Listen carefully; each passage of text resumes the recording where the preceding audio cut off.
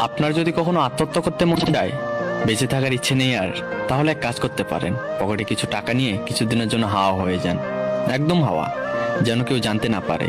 পরিবার, বন্ধু, বান্ধবী, প্রেমিক, প্রেমিকা, কেউ না। মনের মতো করে জীবনের কিছুদিন কোনো দর্শনীয় স্থানে কাটান। এরপর আপনি যখন বাসায় ফিরে আসবেন, দেখবেন কোনো কিছুই আর আগের মতো নেই। ভয়ঙ্কর কিছু ঘটে গেছে। আপনার ভয়ঙ্কর কড়া মেজাজের বাবা আপনাকে শক্ত করে জড়িয়ে ধরে শিশুর মতো কান্না করছে। আপনার মাকে ইতিমধ্যে স্যালাইন দিয়ে রাখা হয়েছে। আপনার আত্মীয় স্বজন যারা আপনাকে চেনেও না, তারাও আপনার খোঁজ নেওয়ার জন্য ফোনের উপর ফোন দিয়ে যাচ্ছে। কেউ কেউ তো বাসায় চলে এসেছে। আপনার ভাই বোন আপনাকে শক্ত করে জড়িয়ে ধরে আছে, কোথাও যেতে দিচ্ছে না।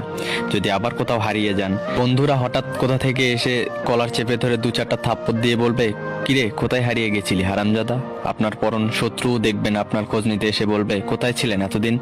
পাশের বাসার আন্টি, যে মোটেও আপনাকে দেখতে পারতো না, আপনার দোষ খুঁজে বের করে আপনার মাকে বলে দিত, সেও এসে বলবে, বাবা এমনটা কেউ করে।